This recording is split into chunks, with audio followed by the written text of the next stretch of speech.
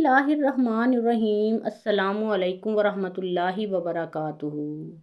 ناظرین، ابو بکر صدیق رضی اللہ تعالیٰ عنہ کا پیشہ تجارت تھا، لیکن خلافت کا بوجھ کندھوں پر آ پڑا تو تجارت کی طرف توجہ نہ دے سکے۔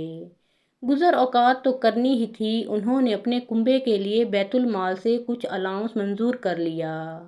اب جب انہوں نے محسوس کر لیا کہ وہ زندہ نہیں رہیں گے تو انہوں نے اپنے اہل خانہ سے کہا کہ ان کی جو تھوڑی سی زمین ہے وہ ان کی وفات کے بعد بیچ کر یہ تمام رقم جو وہ گزارے کے لیے بیت المال سے لیتے رہے ہیں وہ بیت المال میں جمع کرا دیں، سب میرے قریب آ جاؤ۔ ابو بکر صدیق رضی اللہ تعالیٰ عنہ نے آخری وقت اہل خانہ کو بٹھا کر کہا، مجھے صرف 2 کپڑوں کا کفن پہنا کر دفن کرنا۔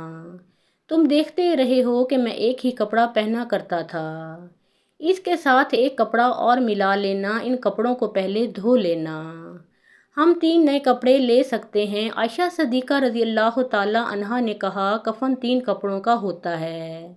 نہیں عزیز بیٹی، ابو بکر صدیق رضی اللہ تعالیٰ عنہ نے کہا، کفن تو اس لیے ہوتا ہے کہ جسم سے کوئی مواد اور نمی نکلے تو اسے کفن چوس لے۔ کفن پرانے کپڑوں کا ہو تو کیا، نئے کپڑے پہننے کا حق زندہ لوگوں کا ہے۔ اور مجھے غسل اسماء رضی اللہ تعالیٰ عنہا بنت امیس یعنی میری زوجہ دیں گی۔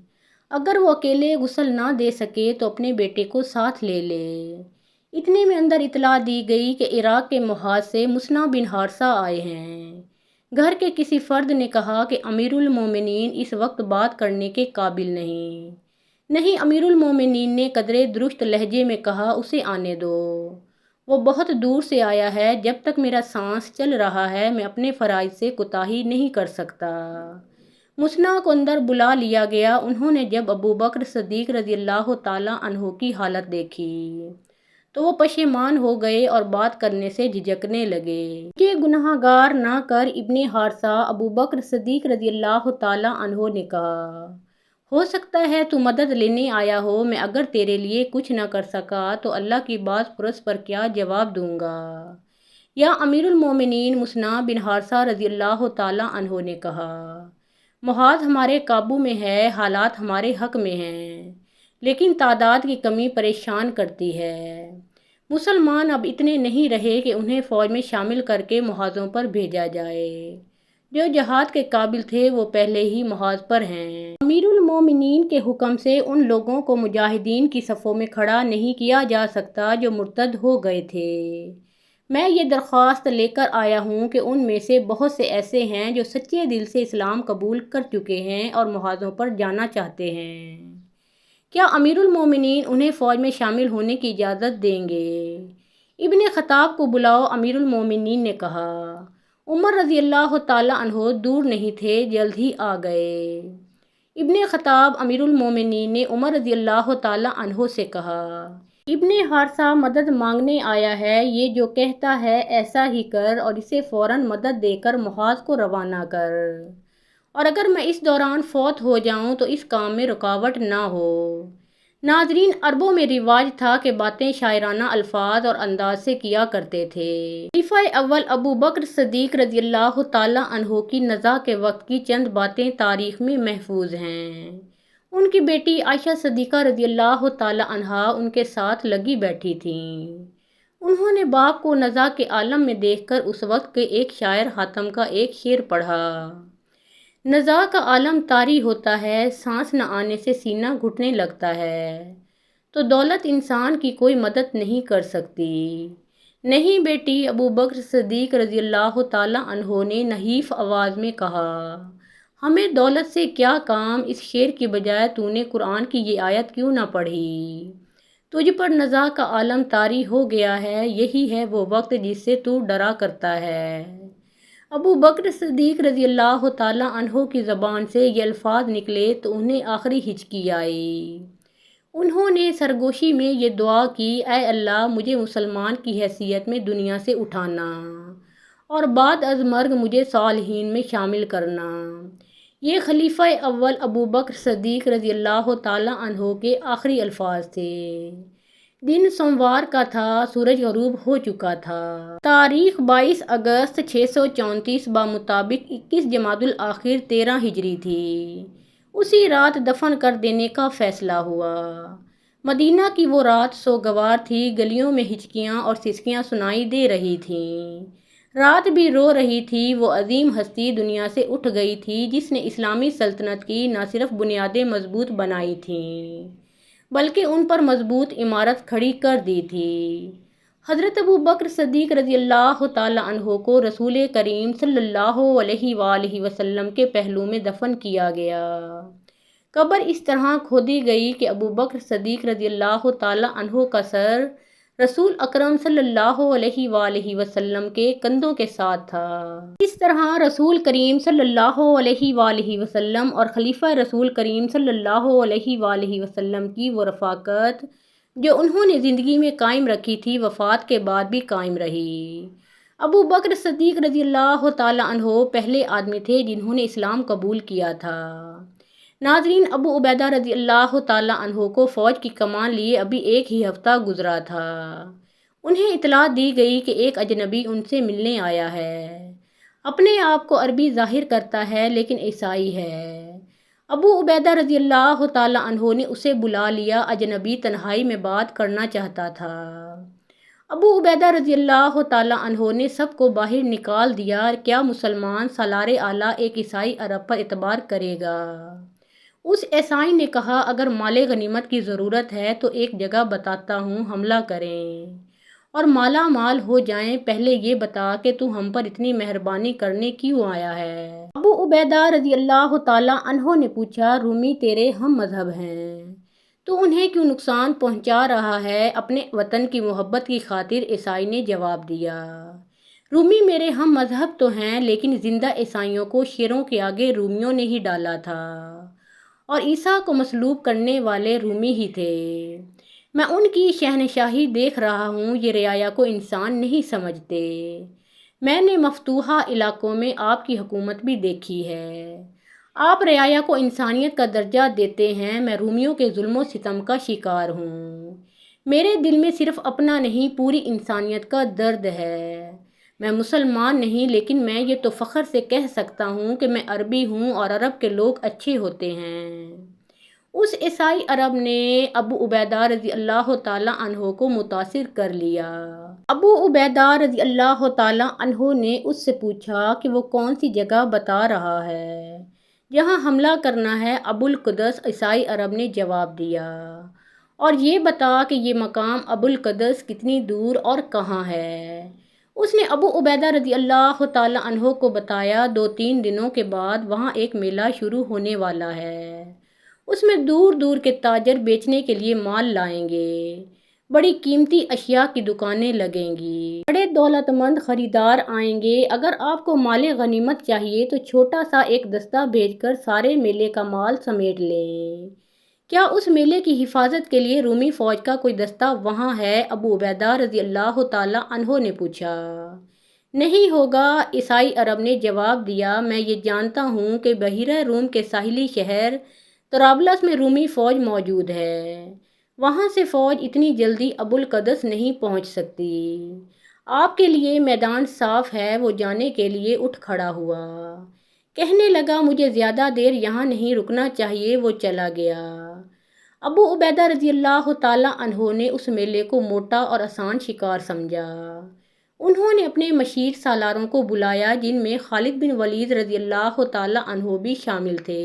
ابو عبیدہ رضی اللہ تعالیٰ عنہ نے انہیں تفصیل سے بتایا کہ عیسائی عرب انہیں کیا بتا گیا ہے، یہ مال غنیمت ہاتھ سے جانا نہیں چاہیے۔ ابو عبیدہ رضی اللہ تعالیٰ عنہ نے باری باری سب کو دیکھا اور کہنے لگے، تم میں کون اس چھاپا مار کارروائی کے لیے جانا چاہتا ہے؟ ابو عبیدہ رضی اللہ تعالیٰ عنہ کی نظریں خالد رضی اللہ تعالیٰ عنہ کے چہرے پر ٹھہر گئیں، لیکن خالد بن ولید رضی اللہ تعالیٰ عنہ خاموش بیٹھے تھے۔ وہاں ایک نوجوان بھی موجود تھا، اس کے چہرے پر داڑھی ابھی ابھی آئی تھی۔ میں جاؤں گا، یہ نوجوان بول اٹھا، یہ فیصلہ سالار اعلیٰ کریں گے کہ میرے ساتھ کتنی نفری ہوگی۔ کیا تو ابھی کم سن نہیں؟ ابن جعفر ابو عبیدہ رضی اللہ تعالیٰ عنہ نے کہا۔ امین الامت نوجوان نے جواب دیا، میں مدینہ سے آیا ہی کیوں ہوں، میں کچھ کر کے دکھانا چاہتا ہوں۔ کیا میرے بزرگ بھول گئے ہیں کہ میرے سر پر اپنے شہید باپ کا قرض ہے؟ امین الامت میں کم سن ضرور ہوں لیکن اناڑی نہیں ہوں، بزدل نہیں ہوں، کچھ سیکھ کر آیا ہوں، کیا میرے بزرگ میری حوصلہ شکنی کریں گے؟ خدا کی قسم، ابن جعفر ابو عبیدہ رضی اللہ تعالیٰ عنہ نے کہا، تیری حوصلہ شکنی نہیں ہوگی، 500 سواروں کا دستہ لے لے، تو اس دستے کا سالار ہوگا۔ ابو عبیدہ رضی اللہ تعالیٰ عنہ نے ایک کمسن لڑکے کو 500 سواروں کا سالار غالباً یہ سوچ کر بنا دیا تھا کہ یہ چھاپا نہایت آسان تھا، وہاں کوئی فوج نہیں تھی جو ان سواروں کے مقابلے میں آتی۔ یہ نوجوان کوئی عام سالار نہیں تھا، اس کا نام عبداللہ تھا اور وہ رسول کریم صلی اللہ علیہ وآلہ وسلم کے چچا زاد بھائی جعفر کا بیٹا تھا۔ جعفر موتا کی لڑائی میں شہید ہو گئے تھے۔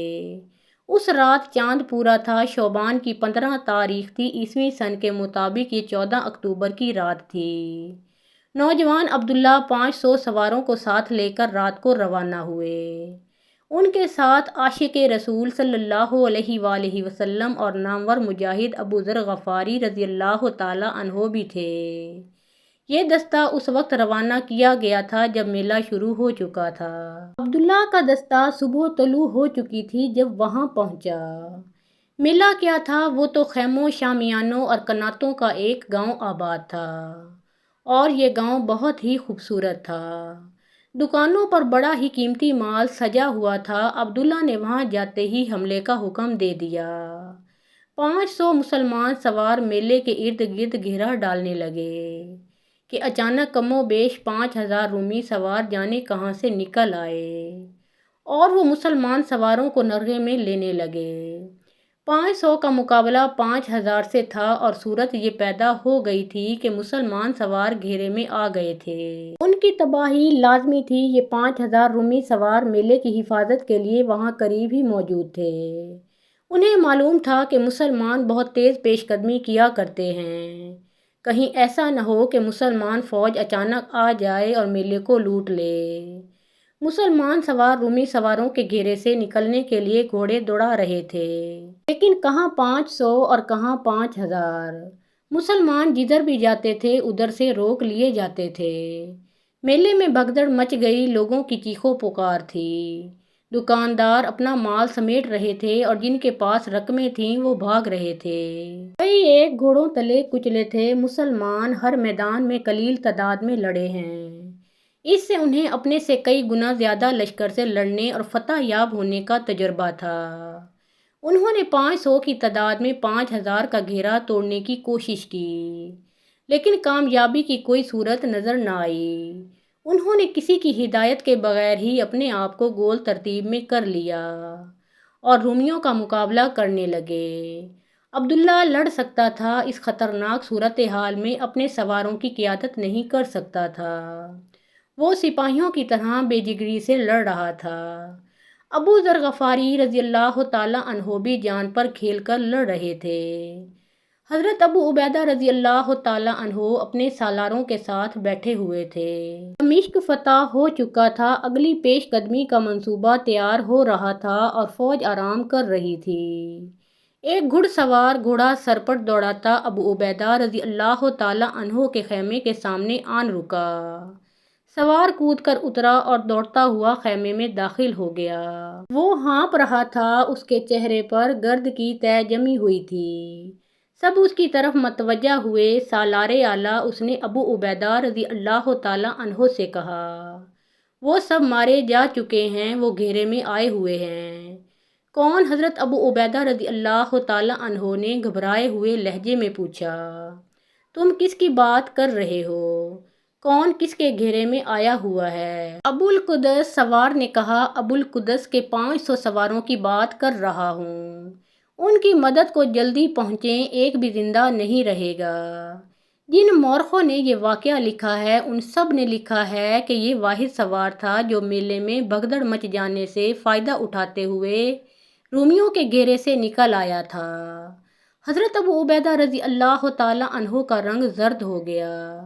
انہوں نے خالد بن ولید رضی اللہ تعالیٰ عنہ کی طرف دیکھا۔ خالد رضی اللہ تعالیٰ عنہ کے چہرے پر پریشانی کا گہرا تاثر تھا۔ ابو سلیمان ابو عبیدہ رضی اللہ تعالیٰ عنہ نے خالد بن ولید رضی اللہ تعالیٰ عنہ سے التجا کے لہجے میں کہا، اللہ کے نام پر ابو سلیمان، تیرے سوا انہیں گھیرے سے کوئی نہیں نکال سکتا، جاؤ فوراً جاؤ، اللہ کی مدد سے میں ہی انہیں گھیرے سے نکالوں گا۔ خالد بن ولید رضی اللہ تعالیٰ عنہ نے جوش سے اٹھتے ہوئے کہا، میں تیرے حکم کے انتظار میں تھا امین الامت، مجھے معاف کر دینا۔ ابو سلیمان ابو عبیدہ رضی اللہ تعالیٰ عنہ نے کہا، میرا خیال تھا کہ معزولی نے تجھ پر بہت بڑا اثر کیا ہے، اس لیے حکم نہ دیا۔ خدا کی قسم، مجھ پر ایک بچے کو سالار اعلیٰ مقرر کر دیا جائے گا تو میں اس کا بھی مطیع رہوں گا۔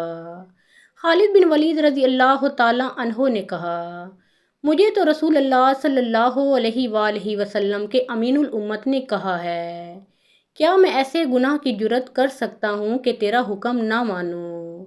اور بتا دے سب کو کہ ابو سلیمان ابن الولید نے اپنی زندگی اسلام کے لیے وقف کر دی ہے۔ مورخ واقدی اور طبری لکھتے ہیں کہ ابو عبیدہ رضی اللہ تعالیٰ عنہ کی آنکھوں میں آنسو آ گئے اور وہ کچھ دیر ابن الولید کو دیکھتے رہے۔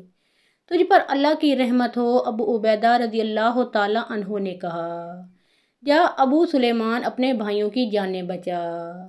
تاریخوں میں ایسی تفصیلات نہیں ملتی کہ خالد رضی اللہ تعالیٰ عنہ اپنے ساتھ کتنے سو یا کتنے ہزار سوار لے کر گئے تھے۔ باقی حالات مختلف تاریخوں میں بیان کیے گئے ہیں۔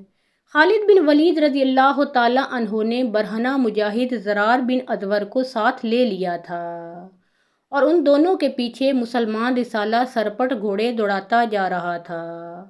خالد بن ولید رضی اللہ تعالیٰ عنہ اور زرار تو گھرے ہوئے مجاہدین کی مدد کو چلے گئے، پیچھے ابو عبیدہ رضی اللہ تعالیٰ عنہ کی حالت بگڑ گئی۔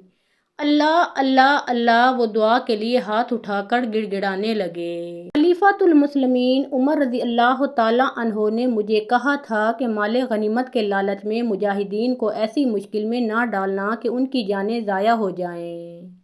عمر رضی اللہ تعالیٰ عنہ نے لکھا تھا کہ فیصلہ کرنے سے پہلے دیکھ بھال کر لینا، مجھے معاف کر دینا اللہ، یہ مجھ سے کیا فیصلہ ہوا ہے۔ میں نے ایک عیسائی کی بات کو سچ مانا اور میں نے ایک کمسن لڑکے کو 500 سواروں کی کمان دے دی اور اسے اتنا بھی نہ کہا کہ وہ اپنے دستے کو دور روک کر ہدف کی دیکھ بھال ضرور کر لے۔ ابو عبیدہ رضی اللہ تعالیٰ عنہ کے رفیق سالار انہیں تسلیاں دیتے رہے، لیکن ابو عبیدہ رضی اللہ تعالیٰ عنہ مطمئن نہیں تھے۔ خالد بن ولید رضی اللہ تعالیٰ عنہ اور زرار رضی اللہ تعالیٰ عنہ اپنے سواروں کے ساتھ انتہائی رفتار سے ابو القدس پہنچ گئے۔ وہاں مجاہدین کی حالت بہت بری تھی۔ خالد بن ولید رضی اللہ تعالیٰ عنہ کے حکم سے ان کے سواروں نے تکبیر کے نعرے لگانے شروع کر دیے۔ ان نعروں سے ان کا مقصد یہ تھا کہ گھیرے میں آئے ہوئے مسلمان سواروں کی حوصلہ افزائی ہو اور رومیوں پر دہشت طاری ہو۔ اس کے بعد خالد بن ولید رضی اللہ تعالیٰ عنہ نے اپنا نعرہ بلند کیا، آنا فارس الجدید، آنا خالد بن ولید۔ رومیوں نے پہلے معرکوں میں یہ نعرہ سنا تھا۔ اس نعرے کے ساتھ ہی مسلمانوں نے انہیں جس حالت میں کاٹا اور بھگایا تھا، اسے تو وہ باقی عمر نہیں بھول سکتے تھے۔ رومی سوار اپنے گھیرے میں لیے ہوئے مسلمانوں کو تو بھول ہی گئے۔ خالد بن ولید رضی اللہ تعالیٰ عنہ نے اپنے سواروں کو پھیلا کر برق رفتار حملہ کرایا تاکہ رومیوں کو آمنے سامنے کی لڑائی کی ترتیب میں آنے کی مہلت ہی نہ ملے۔ خالد بن ولید رضی اللہ تعالیٰ عنہ کو اپنی ایک کمزوری کا احساس تھا۔ وہ دمشق سے گھوڑوں کو دوڑاتے ہوئے ابو القدس تک پہنچے تھے۔ گھوڑے تھک گئے تھے، ان کے جسموں سے پسینہ ٹپک رہا تھا۔ خالد بن ولید رضی اللہ تعالیٰ عنہ کی کوشش یہ تھی کہ رومیوں کو جلدی بھگایا جائے، ورنہ گھوڑے جواب دے جائیں گے۔ زرار بن ازور نے اپنا وہی کمال دکھایا جس پر وہ رومیوں میں مشہور ہو گئے تھے۔ انہوں نے اپنی خود ذرہ اور اپنی قمیض بھی اتار پھینکی اور رومیوں پر ٹوٹ پڑے۔ رومی سوار اتنی آسانی سے پیچھے ہٹنے والے نہیں تھے۔ وہ اپنے نرغے میں لیے ہوئے مسلمان سواروں میں سے کئی ایک کو شہید اور زیادہ تر کو زخمی کر چکے تھے۔ ان میں سے جو بچ گئے تھے انہیں خالد رضی اللہ تعالیٰ عنہ کے آ جانے سے نیا حوصلہ ملا۔ رومی خالد بن ولید رضی اللہ تعالیٰ عنہ اور زرار رضی اللہ تعالیٰ عنہ کے سواروں کے مقابلے کے لیے مڑے تو پیچھے سے ان بچے کھچے سواروں نے ان پر حلہ بول دیا جو کچھ دیر پہلے تک ان کے نرغے میں آئے ہوئے تھے۔ مارکا خونریز اور تیز تھا، اب رومی گھیرے میں آ گئے تھے۔ ان کی تعداد زیادہ تھی، وہ سکڑتے تھے تو ان کے گھوڑوں کو کھل کر حرکت کرنے کی جگہ بھی نہیں ملتی تھی۔ مسلمان سواروں نے انہیں بری طرح کاٹا اور زیادہ وقت نہیں گزرا تھا کہ رومی سوار معرکے سے نکل کر بھاگنے لگے۔ آخر وہ اپنی بہت سی لاشوں اور شدید زخمیوں کو پیچھے چھوڑ کر بھاگ گئے۔ ان مسلمان سواروں کا جانی نقصان کچھ کم نہ تھا جو رومیوں کے گھیرے میں لڑتے رہے تھے۔ خالد بن ولید رضی اللہ تعالیٰ عنہ نے حکم دیا کہ میلے کا سامان اکٹھا کیا جائے۔ انہوں نے بہت سے مجاہدین کو زخمیوں اور لاشوں کو اٹھانے پر لگا دیا۔ خالد بن ولید رضی اللہ تعالیٰ عنہ کی اپنی یہ حالت تھی کہ ان کے جسم پر کئی زخم آئے تھے اور ان کے کپڑے خون سے سرخ ہو گئے تھے۔ انہیں ان زخموں کی جیسے پرواہ ہی نہیں تھی۔ زخم خالد بن ولید رضی اللہ تعالیٰ عنہ کے لیے کوئی نئی چیز نہیں تھی۔ ان کے جسم پر اس وقت تک اتنے زخم آ چکے تھے کہ مزید زخموں کی جگہ ہی نہیں تھی۔ خالد بن ولید رضی اللہ تعالیٰ عنہ واپس دمشق آئے۔ وہ جو مال غنیمت لائے تھے وہ بہت زیادہ اور قیمتی تھا۔ زخمی ہو کر گرنے اور مرنے والے رومیوں کے سینکڑوں گھوڑے بھی ان کے ساتھ تھے، مگر اس مال غنیمت کے لیے بڑی قیمتی جانوں کی قیمت دی گئی تھی۔ حضرت ابو عبیدہ رضی اللہ تعالیٰ عنہ کو اس جانی نقصان کا بہت افسوس تھا۔ البتہ انہیں یہ دیکھ کر اطمینان ہوا کہ خالد بن ولید رضی اللہ تعالیٰ عنہ نے اپنے خلاف یہ شک دور کر دیا تھا کہ معدولی کی وجہ سے ان میں پہلے والی دلچسپی اور جوش و خروش نہیں رہا۔ خالد بن ولید رضی اللہ تعالیٰ عنہ نے اپنا جسم زخمی کر کے یہ ثابت کر دیا تھا کہ معدولی کا ان پر ذرا سا بھی اثر نہیں ہوا۔ ابو عبیدہ رضی اللہ تعالیٰ عنہ نے مال غنیمت کا 5واں حصہ خلافت کے لیے مدینہ بھیجا اور اس کے ساتھ عمر رضی اللہ تعالیٰ عنہ کو پوری تفصیل بھی کہ انہوں نے کیا کارروائی کی تھی، اس سے کیا صورتحال پیدا ہوئی اور خالد بن ولید رضی اللہ تعالیٰ عنہ نے کیا کارنامہ کیا۔ مورخ لکھتے ہیں کہ حضرت ابو عبیدہ رضی اللہ تعالیٰ عنہ نے خالد بن ولید رضی اللہ تعالیٰ عنہ کی بے تحاشا تعریف لکھی۔ محترم ناظرین، اس کے بعد کے حالات و واقعات ہم اپنی اگلی ویڈیو میں پیش کریں گے۔ آپ سب سے گزارش ہے کہ پیارے آقا محمد مصطفیٰ صلی اللہ علیہ وآلہ وسلم کا پیارا نام ایک بار کامنٹ سیکشن میں ضرور لکھیے۔